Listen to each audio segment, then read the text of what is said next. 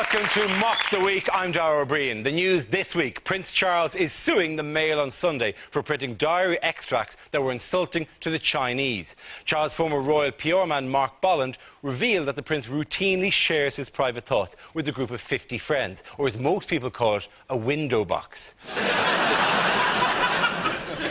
According to Mark Bolland, the prince regards himself as a political dissident who longs to see the Chinese head of state replaced, although not as much as he wants to see the British head of state replaced.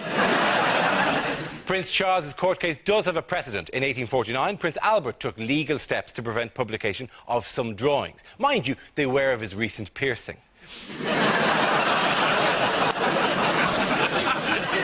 The FA announced that the new Wembley Stadium will not be finished in time for the FA Cup final in May. When it's completed, the new Wembley Stadium will have 2,000 toilets, more than any other building in the world. And that breaks down as 1,995 gents, 4 disabled and a ladies. The tabloids have been full of stories of builders at the stadium taking drugs. Everywhere you look, there is electricians' cannabis, plumbers' cocaine and, of course, builders' crack. It was revealed this week that ice around Greenland is melting faster than at first thought, which will lead to sea level rises throughout the world. According to expert predictions, there soon won't be much left of Kent, but what there is will still be subject to a hosepipe ban. However, all the newspaper headlines were taken over by bird flu as the disease reached France. In China, no less than 14 billion ducks and chickens are being inoculated against bird flu. Apparently, the queue for the injections can be seen from space. Bird flu will affect lots of different sectors of society. Free-range goose farmers, grouse shooters, but most of all, chicken.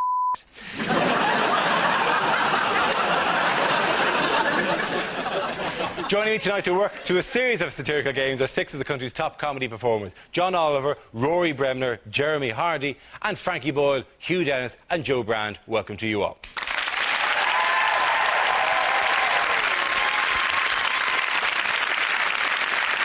Our first round is called If This Is the Answer, What Is the Question? On the board are 6 categories relating to current events. For the chosen category, I read out an answer and the players have to guess what the question might be. Joe, which category would you like? I like health, please, Dara. OK, your category is health. The answer is up to 18 months. What is the question? What is the minimum weight on the customer care line for British Gas? Is it what is Stephen Hawking's personal best for the marathon? How long does Abu Hamza take to lace his shoes? What's the waiting list for a bed in maternity? How long is a Scottish winter? How long does it take the average man over 40 to send a text message? How long does it take Sting to ejaculate?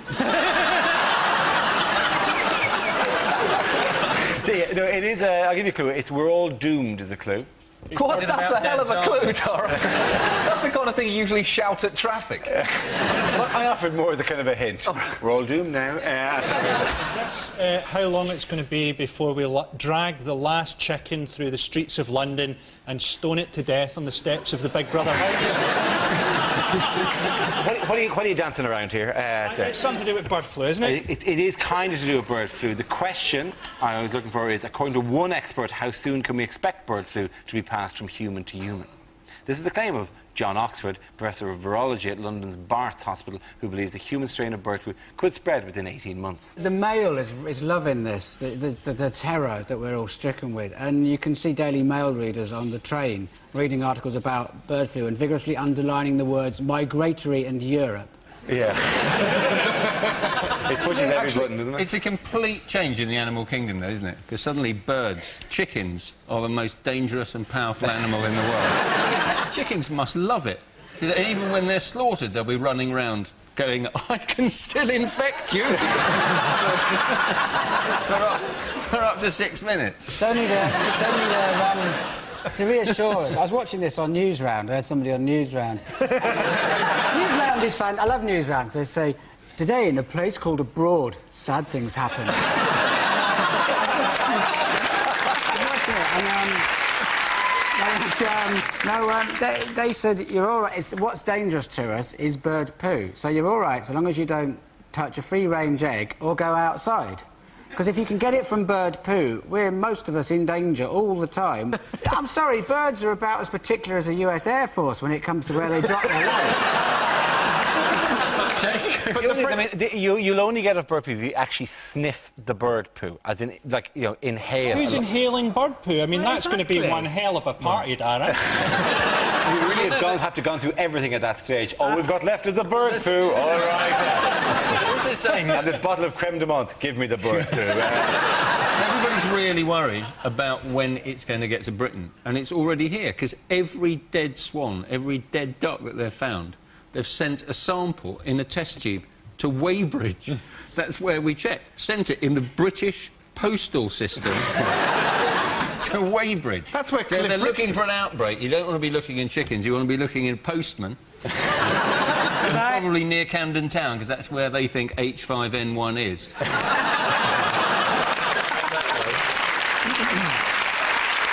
So the lab is in Weybridge? The lab they're testing him is in Weybridge. Because Cliff Richard lives in Weybridge, doesn't he? He'll be the first to go. Cliff Richard will be like the canary in the coal mine. We'll have him in the cage. Cliff finally collapses. No! Run screaming from One of the problems with bird flu is going to be is telling, like, half of the bird population whether they've really got flu or not, because half of them are going to be going, oh, I've got flu, and in fact they've only just got a bad cold. Does anyone know if Keith Harris and Orville are now doing bird flu material? No, but... I'd love to fly, Keith, but I can't. I'm dying. You're not dying, Orville. You're not... I am. You'd like to think that Keith Harris is taking elementary precautions like gloving up before he actually starts. They've now done a thing... It'll make the ventriloquism a lot easier if he can wear a mask. What is that, Orville? You say you're very sick? Yes, I'm very sick at the moment. I look forward to Bill Oddie explaining this to us on the next series of Springwatch in a radiation suit. That's the problem. Ministers have tried to calm people down by using reassuring phrases such as no need to panic and very low risk, but that is the problem with language. There's no point wasting your time with words like that if you also plan to use words like fatal and pandemic, because on the seesaw of loaded words, fatal pandemic is a very fat little boy, and he needs a lot more than a couple of no needs to panic to give him a fun day in a park. He's just there at the moment, frightened. The methods used to cull the birds will vary from country to country. In the West, we'll be using mechanised slaughtering machines, but in China, they prefer the more traditional method of covering them in plum sauce and luring them into pancakes. The other killer animal that emerged during the week was in Germany, and we should only hope that these things don't go wild, the largest rabbit in the world. I know he's sweet, isn't he? But those paws on your head. I'm sure that's not just like a really small bloke. No, it's not. To be honest, it looks like they're a couple.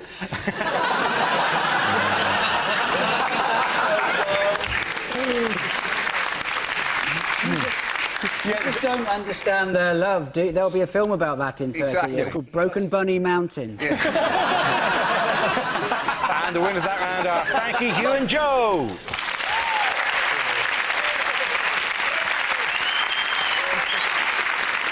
The next round is called Between the Lines and features Rory and Hugh. Would you please make your way to the press pit? Thank you. In this round, one of them takes on the role of a person in the news addressing the media, while the other translates what they really mean. As he prepares to assume centre stage, Rory, you are Chancellor of the Exchequer, Gordon Brown, informing us of what lies ahead. Ladies and gentlemen, for nearly 9 years now, I have been Chancellor of the Exchequer. Ladies and gentlemen, for nearly 9 years now, I have wanted to be Prime Minister. There has been much talk about a handover. I think it's more important than that. It's not just about myself and Tony. It's about the future of the country. It's my turn! Throughout that time, I have controlled the economy prudently and sustainably.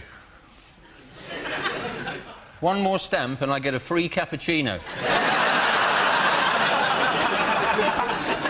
I know people find David Cameron attractive, but I have qualities that he doesn't. I'm big, I'm tough, and I'm hung like a horse.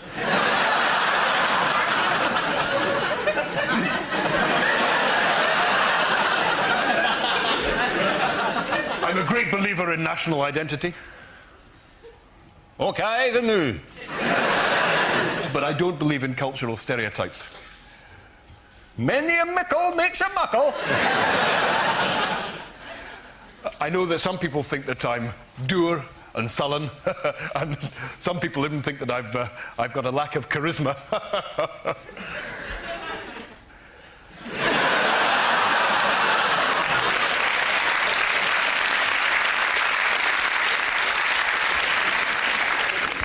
And I am, of course, looking forward to working with John Prescott. He's an able politician with robust views, which he expresses most effectively. He's a fat, grumpy bastard. Well done to both of you. Points going to Rory there.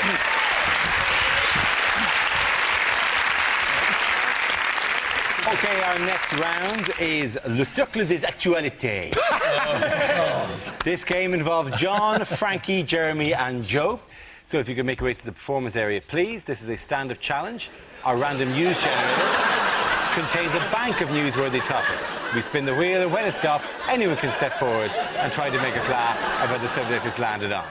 Thank you. If I judge the player's got a big enough laugh, he or she is safe and gets to sit down again. OK, here we go. Our first topic is sport. Who wants to come in on that? John. So the hunt for the New England manager is now on, but the most exciting thing about this is it's actually going to be a hunt. The FA have bought a pack of hounds. They've given them a sniff of Alf Ramsey's old hat, and they were last seen marauding across the English countryside, tooting on their horns. Sport is now the only way to guarantee improvement in a country's transport infrastructure. Again, look at the Olympics. We're going to get this Olympic javelin train, which will go from King's Cross to the Games in just 7 minutes. But once again, the most exciting thing about this is it's actually going to be a javelin. You're going to have to get on board it like a witch would get on a broomstick, and then Steve Backley is going to throw everyone just short of their destination. Very good, John.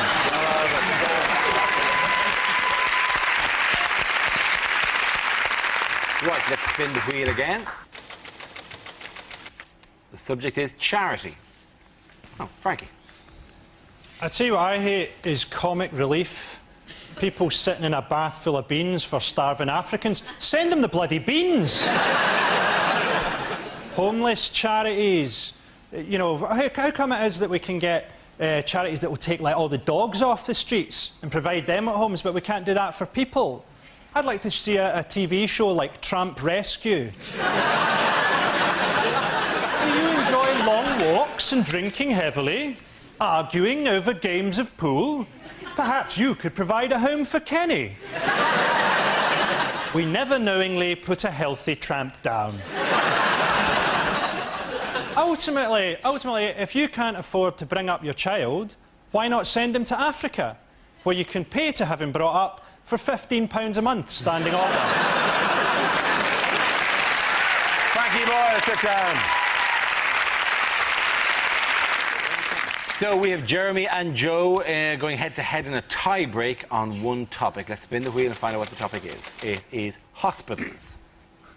Well, there's two hospital stories this week. One is that 40% of people going into hospital have malnutrition, because you'd have to be starving to eat the food. And the other one is the government is continuing to roll out its choice agenda, that we as local people will have more control and more choices in our life.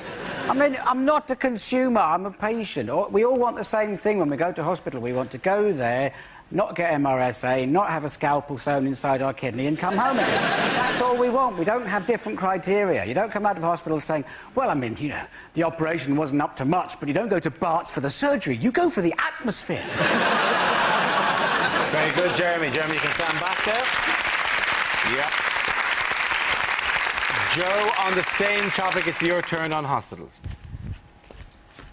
Well, to me, the two big problems with hospitals are cleanliness and communication. Now, when I had my first child, the room that I was in had blood all over the walls and urine on the floor.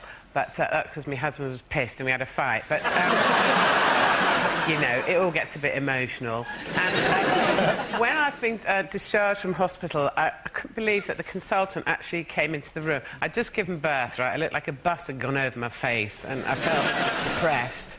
and he came in and he said, I just want to ask you what sort of contraceptive you'll be using when you get home. Just run that by me again, would you? What sort of contraceptive I'll be using when I get home? I thought I might just cling to the headboard and shout to my husband off, or I'll call the police. Thank you very much, Joe Brown. Joe is the winner there. Thank you very much. Come on back, both of you.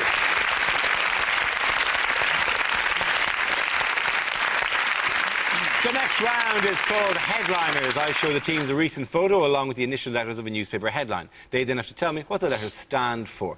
Here's a picture of Wembley Stadium as it stands this week. So what does WSBS stand for? Is it Wembley's Single Builder Sorry? Is it just, well, surprise, bloody surprise? Is it we're surrounded by scaffolding? Wembley 6, Builders 7.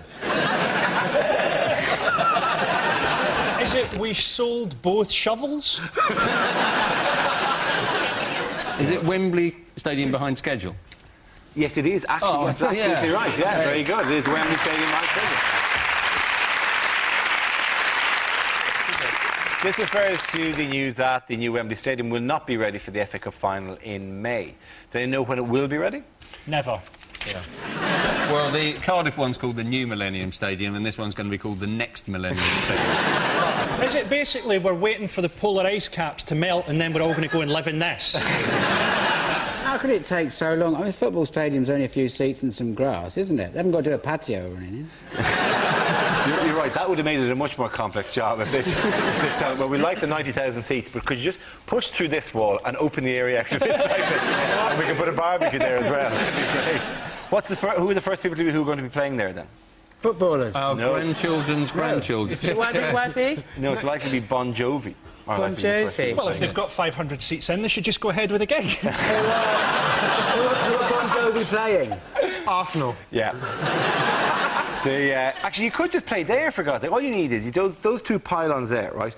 Just about 60 yards the other direction, put two jumpers down. Right? Away you go. Do you know what worries me about the whole stadium? They've built the ring of the stadium now, but the cranes are still inside.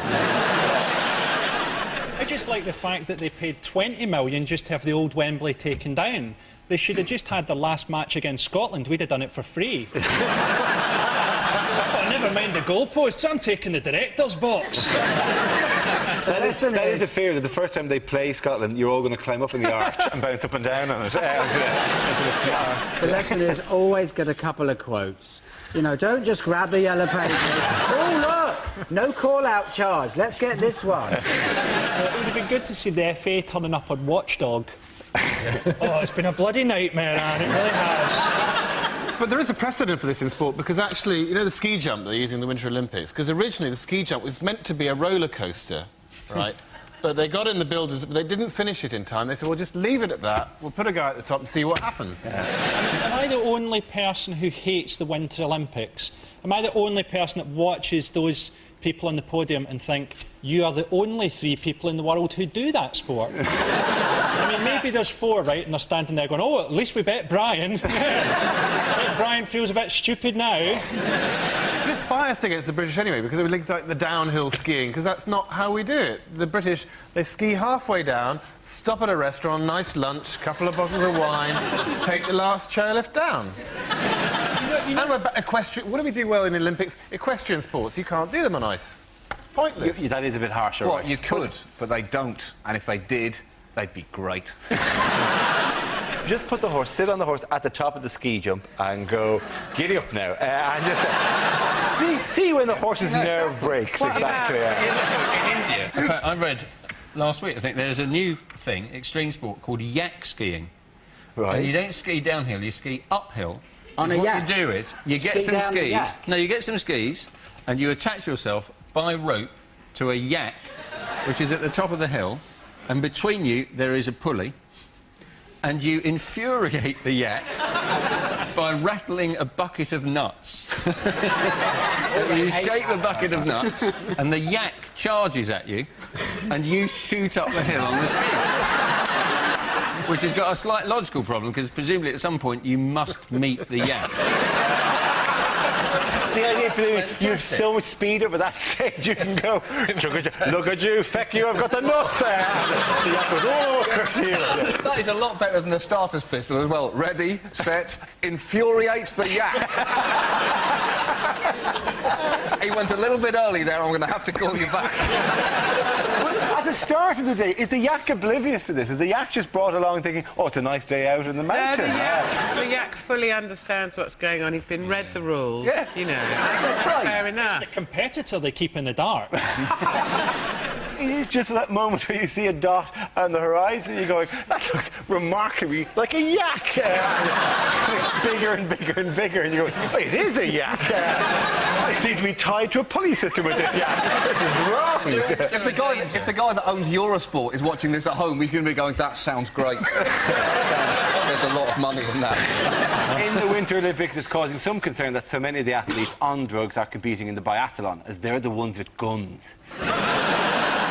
After the Games, our skeleton bob success Shelley Rudman is planning to enjoy a little time on her own. She's going to the British medal winners' party. like I have any high ground on that. So, the winners of that round are Jeremy, Rory and John. We now play a round called Newsreel. We will play in a recent piece of news footage featuring some of the world's major figures and ask two of our players to voice the characters. This week, we've got film from Saddam Hussein's trial in Iraq. Rory, you are the judge, and Hugh, you are Saddam Hussein. One day in court. Okay, Saddam, let's keep it short and a nice round picture, please. Yeah. Today, what would I like to sing for you? Bananarama. It's a Bananarama. No, we don't want Bananarama. No, I want you to sing some country. Sing some country music. Well, okay. Johnny Cash. I walk the line. Listen, I walk the line. I don't want to hear this. I got so many other people to hear. You come and you give me this bullshit, Johnny Cash. You won't let me sing Johnny Cash. Then I leave the court. I wear my underpants. I don't accept it. I sing Johnny Cash. I better... Look, this man, he knows over here who I point to. Listen. I walk the line. Yeah, sir, you have to listen to this man. He has got the best voice you have ever heard. You know, you won't hear more... The pitch is... I don't care. I don't care what you... you know, you talk to me about pitch. What is that bullshit? Bullshit. You are a bastardo. I'd rather be on trial for genocide. Look, I have written the lyrics on my hand. Here, there, everywhere on my hand. Sir, if you do not allow this guy to stay in the competition, you are making the biggest mistake. Don't tell me, okay? First he makes a mistake, he writes the words down, it's gone, finished. What did he say? I can sing or I cannot sing? Oh, good. Listen. I walk the line. No! Stop singing!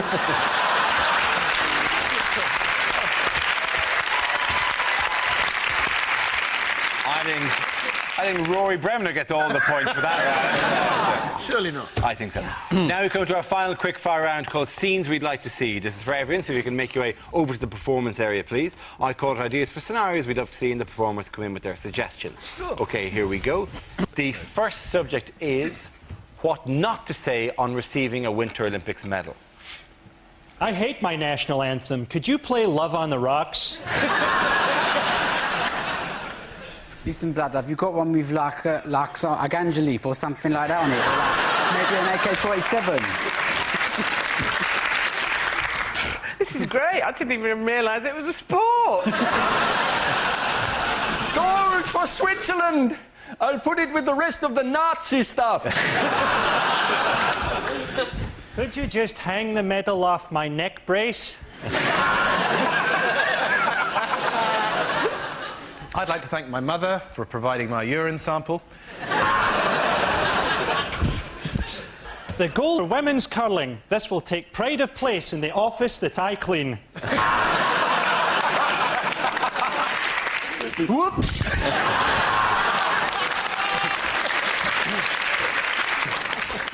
Sorry about the yellow stain at the top of the ski jump.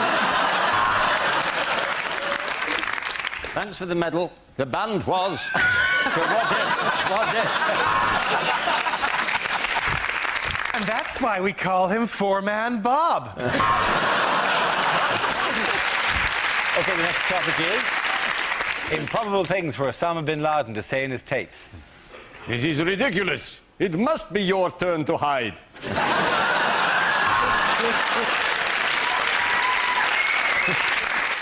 What do you think? Lose the beard? Anyway, that's enough talk from me. It's 5 to 6 and it's time for Al Qaeda's non-stop music marathon. Less talk, more music. Here's David Bowie with China Girl. Stop! You're recording over my wedding video. I've just seen the funniest cartoon.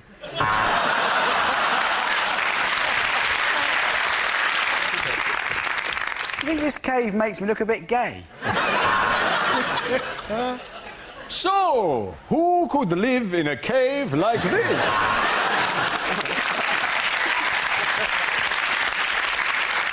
Hello, Google Maps. I'm Osama bin Laden. And this is Silit Bang. So, I've only just heard it. You get a yak and some peanuts. It'll go. I'm coming out. The next topic is unlikely things for a TV announcer to say. For those of you of a nervous disposition, you may be disturbed to know that your television is off and I'm speaking to you from inside your own head.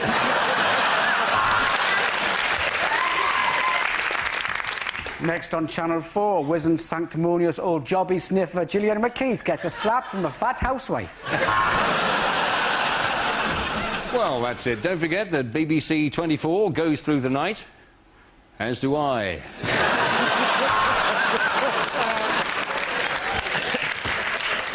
And next on Channel 5, a sensitive documentary entitled The Boy Who Looked Like a Baboon's Arse.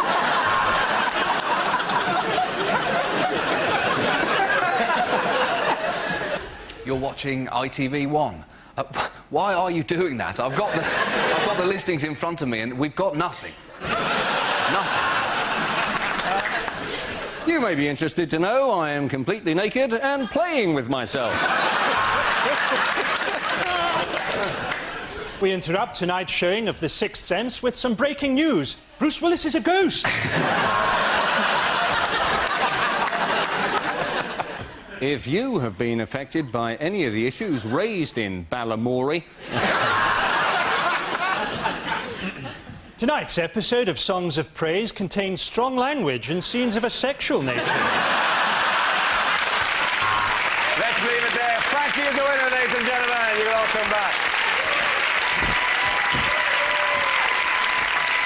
OK, come on back now. Ladies and gentlemen, that is the end of the show. This week's winners are Frankie Boyle, Hugh Dennis and Joe Brand. Commiserations to Jeremy Hardy, Roy Bremner and John Oliver. Thanks for watching. Good night. Yes, well, here's another unlikely thing. John Colshaw's having a commercial breakdown on BBC One in 5 minutes. And what happens if Romeo and Juliet stay together? There's no jealousy in Othello, and the Scottish play becomes Macbeth the musical. Kevin Eldon and Patrick Barlow bring Shakespeare's happy endings to BBC 4. And by the way, I'm not naked.